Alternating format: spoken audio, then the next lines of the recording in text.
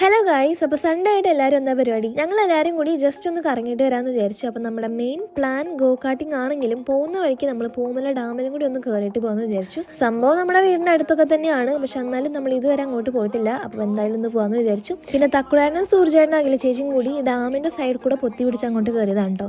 എനിക്ക് പിന്നെ വെള്ളം കണ്ടപ്പോൾ തന്നെ തല കറങ്ങുന്നുണ്ട്. ഞാൻ അത്ര സാഹസത്തിന് നിന്നില്ല. ഇത് നമ്മുടെ അടുത്ത സ്ഥലത്തേക്ക് പോകാനുള്ള പ്ലാനിങ് ആണ് കേട്ടോ. കാരണം നമ്മൾ പോകുന്ന വഴി കുറച്ച് റോഡ് ഭയങ്കര തകരാറായതുകൊണ്ട് തന്നെ പോകണോ വേണ്ടയോ ആലോചിച്ചുകൊണ്ടിരിക്കുകയായിരുന്നു. അപ്പൊ ഇതാണ് നമ്മുടെ രണ്ടാമത്തെ ലൊക്കേഷൻ, അതായത് മുണ്ടൂരുള്ള ഗ്യാരോണിലേക്കാണ് നമ്മൾ ഗോ കാർട്ടിങ്ങിന് വന്നിട്ടുള്ളത്.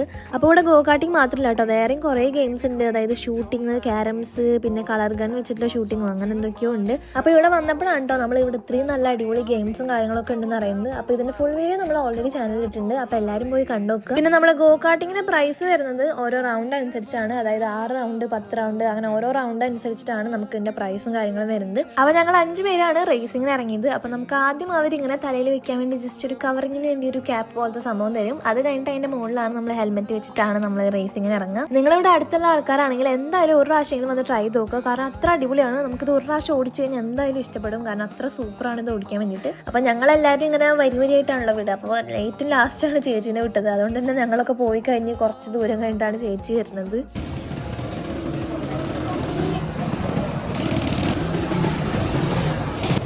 പിന്നെ ഇത് എങ്ങനെ ഉണ്ടായിരുന്നു ചോദിച്ചാൽ അടിപൊളിയാണ്. കാരണം നിങ്ങൾക്ക് എന്തായാലും ഇഷ്ടപ്പെടും. നിങ്ങൾക്ക് റേസിങ്ങോ അല്ലെങ്കിൽ വണ്ടി ഓടിക്കാൻ ഇഷ്ടമുള്ള ആൾക്കാരാണെങ്കിൽ എന്തായാലും ഇഷ്ടപ്പെടും. കാരണം അത്ര അടിപൊളിയായിരുന്നു. പിന്നെ തക്കുടാട്ടിന് ബ്രേക്ക് പിടിച്ച് കിട്ടാണ്ട് വണ്ടിയൊക്കെ ഇടിച്ചിട്ടുണ്ട്. എങ്ങനെ ഉണ്ടായിരുന്നു?